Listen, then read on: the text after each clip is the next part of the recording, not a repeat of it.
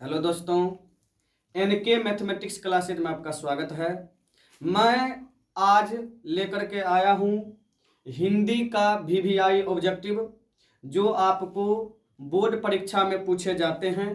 इस क्वेश्चन को आप निश्चित रूप से देख लेंगे और यही आपको बोर्ड परीक्षा में पूछे जाएंगे। चलिए हम शुरुआत करते हैं यहाँ से।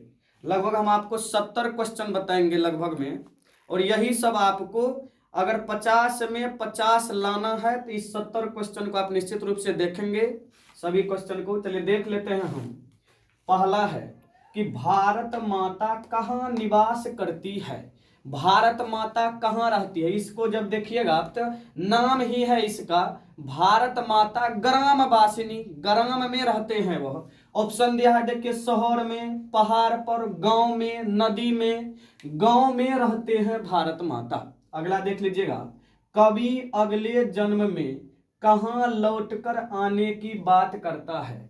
याद रख लीजिएगा, कवि अगले जन्म में अपने मातृभूमि पर, अर्थात बंगाल के कवि इनको लिखे हैं, इसलिए बंगाल के कवि बंगाल ही पुनः लौट करके आना चाहते हैं, न कि बिहार, उड़ीसा, नेपाल। कहाँ आना चाहते हैं जी? बंगाल। अगला देख लीजिए, प्रदर्शन में कौन सा उपसर्ग है। उपसर्ग का जब बात आ जाए तो आप समझ लीजिए सबसे पहले वाला आपको पूछ रहा है। हम बोलते हैं कैसे, इस पर ध्यान दीजिएगा। हम इसको बोलते हैं प्रदर्शन। क्या बोलते हैं? प्रदर्शन। हमारा इसमें सबसे पहला सिलेबल आ रहा है प्र, बाद वाला आ रहा है दर्शन। पहला वाला ही हमारा उपसर्ग होता है, इसलिए इसमें प्र देख लीजिए कहां पर है, बी नंबर हमारा आंसर सही हो जाएगा। अगला देख लीजिएगा, एक वृक्ष की हत्या।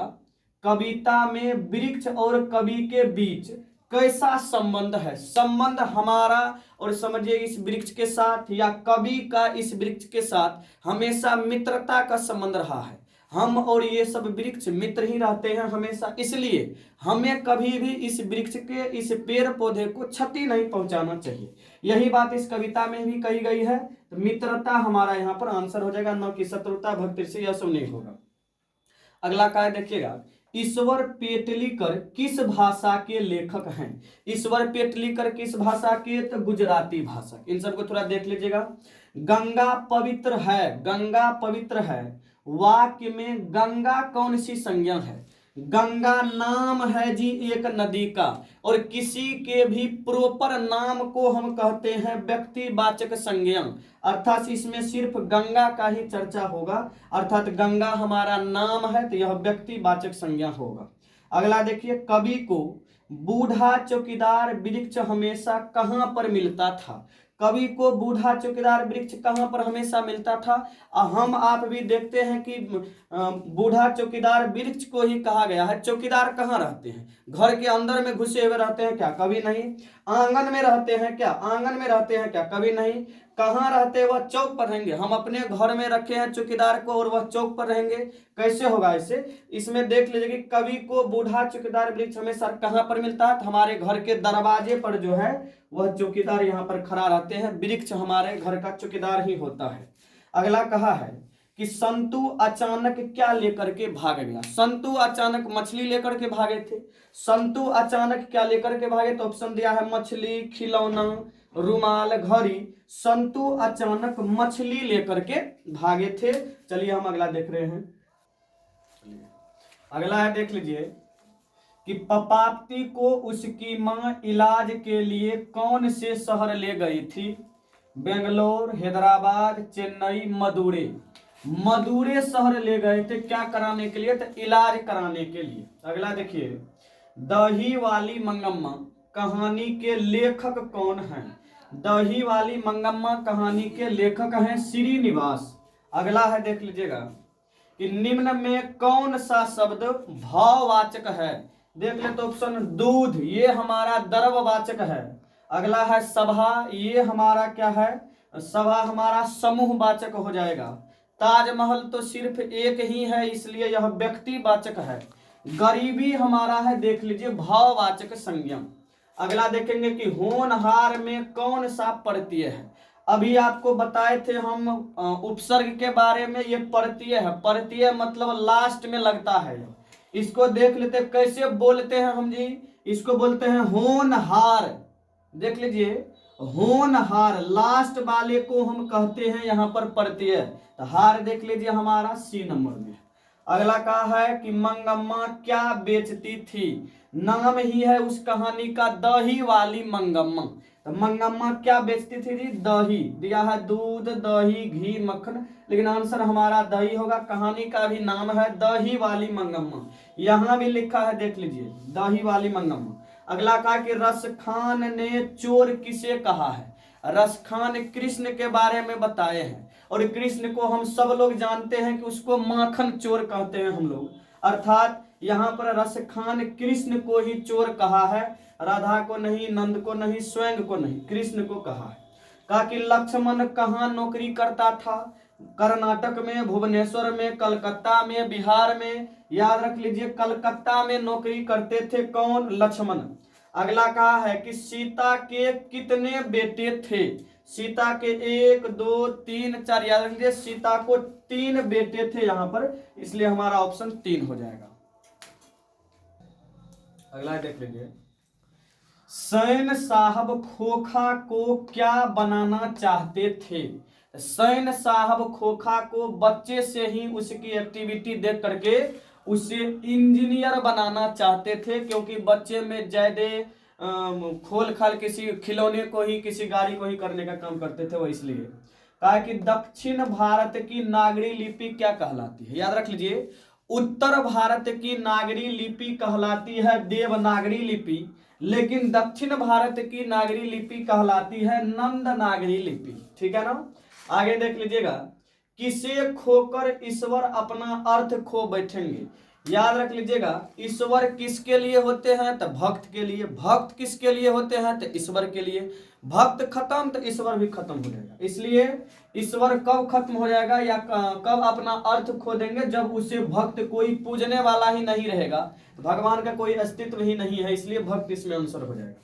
फिर कहा गांधी जी के अनुसार आध्यात्मिक शिक्षा क्या है, गांधी जी के अनुसार आध्यात्मिक शिक्षा क्या है, मस्तिष्क की शिक्षा नहीं, वेद की शिक्षा वो भी नहीं, हृदय की शिक्षा है हमारा, याद रख लीजिए हृदय की शिक्षा होगा। अगला कहा कि लेखक कितने वर्ष पहले पहली बार आविन्यो गए थे, तो लेखक 10 वर्ष पहले आविन्यो गए थे, याद रख लेंगे। अगला है जो शब्द संज्ञा की विशेषता बतलाता है, विशेषता बतलाने वाले को विशेषण कहते हैं। सर्वनाम दिया है, क्रिया दिया है, यहां पर मिल गया हमारा आंसर विशेषण। आप भी जल्दी जल्दी मार के आगे बढ़िएगा, सब क्वेश्चन को पढ़ना, ऑप्शन को पढ़ना भी नहीं पड़ेगा, हम ऑप्शन देखेंगे एक ही में हमारा आंसर हो जाता है। आप लेकिन इस वीडियो को 1-2 बार देख लेंगे। फिर कहा कि मछली पानी में रहती है, इसमें में किसकी विभक्ति है, क्वेश्चन यहां पर है में किसकी विभक्ति, हम याद किए होंगे अधिकरण में, अधिकरण का क्या है, अधिकरण का विभक्ति है में, अधिकरण कारक की विभक्ति है में। आगे कहा है देखिए कि रंगप्पा कौन था, रंगप्पा कौन था, तो रंगप्पा एक लंपट जुआरी था, समझ लीजिए बिल्कुल ही नशे में धुत रहने वाले व्यक्ति थे, अर्थात वह जुआ खेलते थे, अर्थात जुआ खेलने वाले को हम जुआरी कहते हैं। तो रंगप्पा क्या थे, तो जुआरी थे। अगला देख लीजिए, लेखक के घर में मछली कौन खाता था, याद रख लेंगे लेखक के घर में मछली सिर्फ पिता ही खाते थे, सिर्फ पिता ही खाते थे, लेखक नहीं खाते थे, मां बहन ये सब नहीं होगा, सिर्फ पिता होगा। कहा कि लेखक के रिश्तेदार ने बहादुर पर क्या आरोप लगाए, बहादुर बेचारा बहुत मेहनत करने वाला आदमी थे, नौकर के रूप में रहते थे लेखक के यहाँ, लेकिन फंक्शन में जब बहुत सारे रिश्तेदार आए तो रिश्तेदारों ने बहादुर पर पैसे चुराने का आरोप लगाए थे, याद रख लीजिएगा पैसे चुराने का। फिर कहा कि मेरे बिना तुम प्रभु पाठ के लेखक हैं, मेरे बिना तुम प्रभु पाठ के लेखक हैं अशोक वाजपेयी, बीरेन डंगवाल, रेनर मारिया रिल्के, कोई नहीं, रेनर मारिया रिल्के है।